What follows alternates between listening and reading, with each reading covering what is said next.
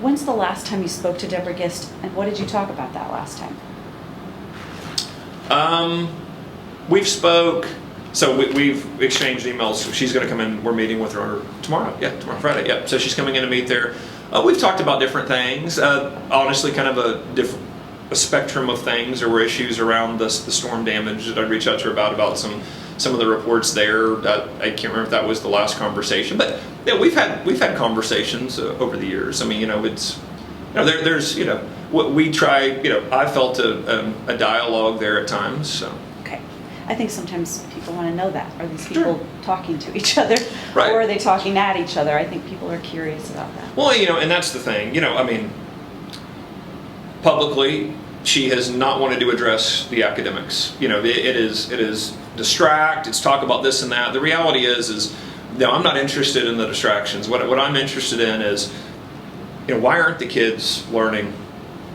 What can we do to ensure the kids will be learning? That's the conversation I want to have. So this distraction, this excuse making, it's not going to work. I'm not going to be deterred by that or distracted by that. We had an administration that allowed that to happen, that allowed for, and frankly, the folks of Tulsa, they don't want a 10-year plan.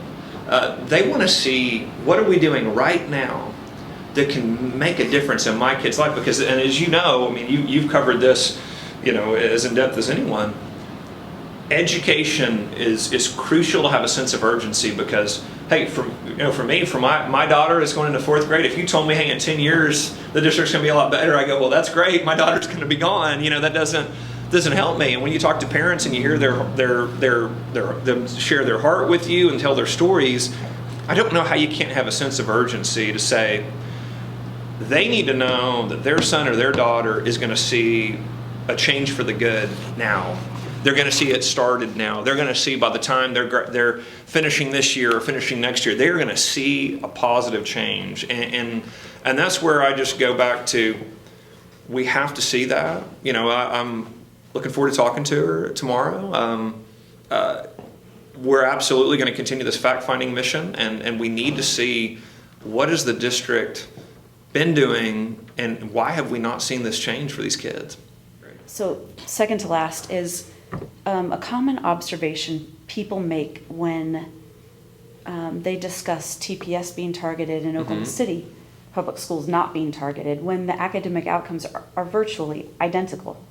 Would you dispute that, by the way? Do you see them as the outcomes as being identical when you look at them? No, I would challenge a little bit. I've seen some differences here. We've seen Oklahoma City Public Schools get over a dozen schools off the F list this past year, and we've seen a specific plan. I met with Oklahoma City Public School leadership just even this week, talking about some of the plans they have in place.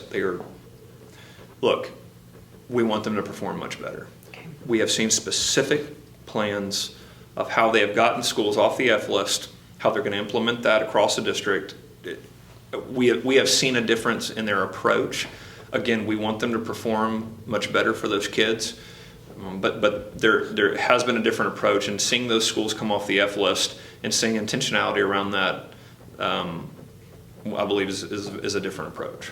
I'm glad we stumbled onto that. But I'm sorry, I interrupted you. No, you didn't. I'm glad we talked about that. I did not know that because I don't cover Oklahoma City, but I'll look at that. But a common observation or a thing that you hear talked about is this difference. He's a man, she's a woman. I look at it and think, is it just that, or is it that she's an outspoken woman who defied the governor, went against what you wanted done during the pandemic, and marched with her teachers in the teacher walkout? The Oklahoma City guy, he's a man, but he keeps a lower profile. So I watch that observation and I think, well, it can't just be man versus woman.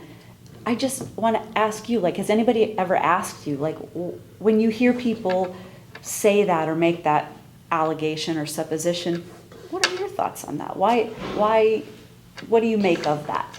I think it's absurd. I think it is an attempt to deflect. I think it's an attempt to try to escape accountability.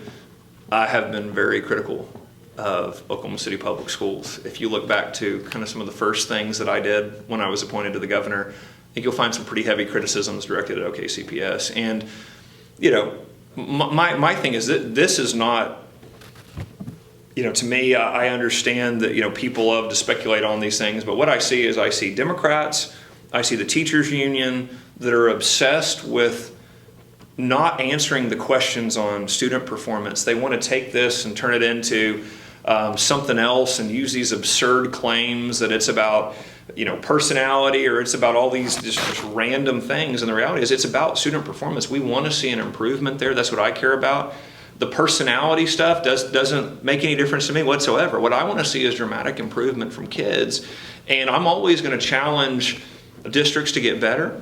I'm always going to hold districts accountable to ensure that they're doing what they can for the kids.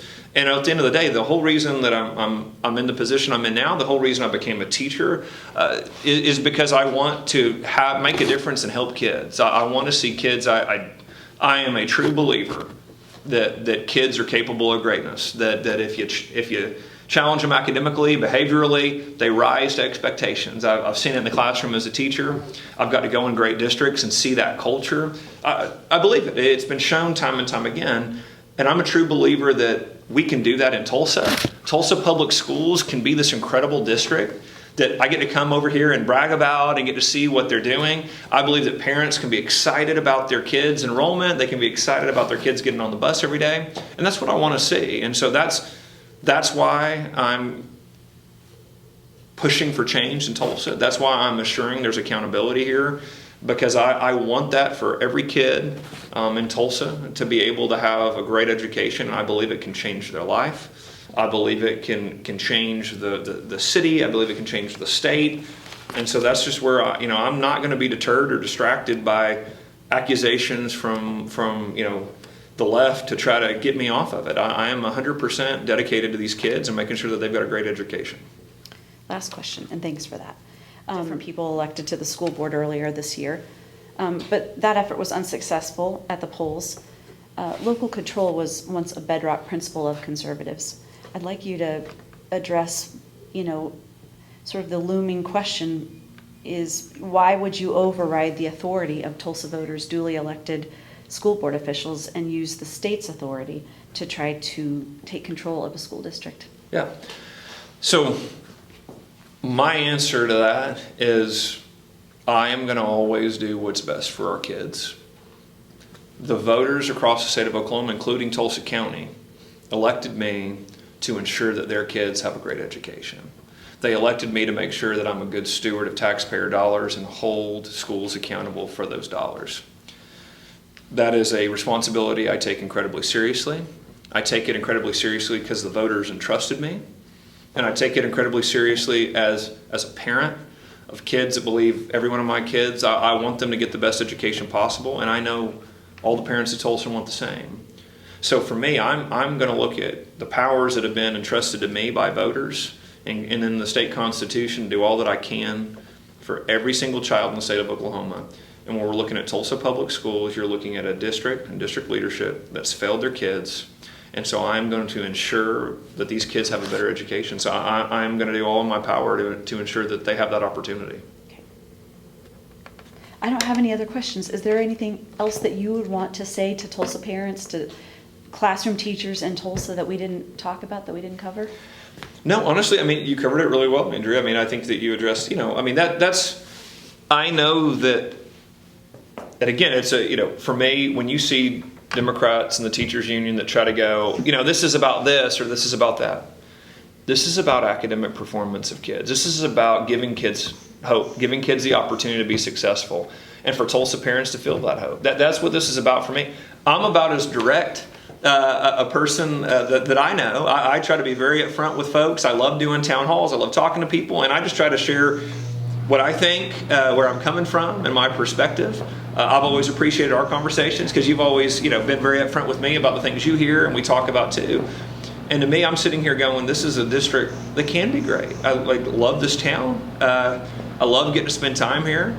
I think the people here are fantastic. I think that I love getting to know the teachers. I've got to know so many teachers in my time, whether it was campaigning or in this position. The parents are just wonderful people that are passionate. I know that they want a better school, that they want better for their kids. I know that's what they want. And so, I'm just, the distractions aren't going to work. This has to happen. There has to be change here for this district to be better. Tulsa deserves it. The parents deserve it. Most importantly, the kids deserve it. And so, I'm focused on that, and I'm not going to stop until these kids get a great education.